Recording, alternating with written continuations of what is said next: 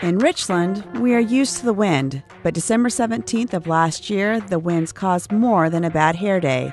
Instead, the storm created significant damage and impact to our city. This video is not a story of all the damage we experienced. Instead, we would like to pay tribute to all the employees that banded together to clear roads, minimize hazards, restore power, and help calm our citizens. Although most of us as individuals knew the storm was a big one just by the sheer noise that late evening, the real sign of the impact started in the early morning. Dispatch experienced 699 calls within 3 hours. 911, where's your emergency? A power pole just went down in my backyard.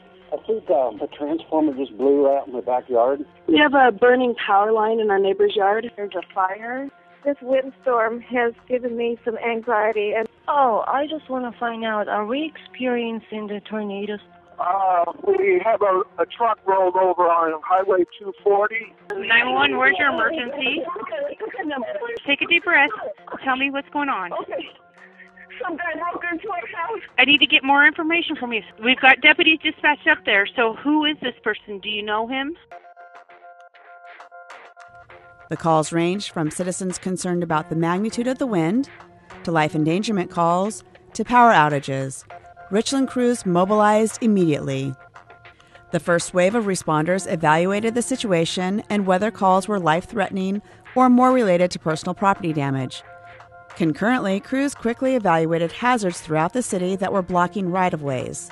Within a very short time frame, emergency responders, parks and facility crews, energy services crews, and employees from Public Works were on the streets working to minimize hazards to clear the way for power operations to bring the power back online. The crews worked together tirelessly to minimize hazards to the city and to bring power back to over 5,000 customers. Over 75 city staff and contractors played a role in this endeavor. Many worked around the clock with only short periods of rest in order to restore power to all customers.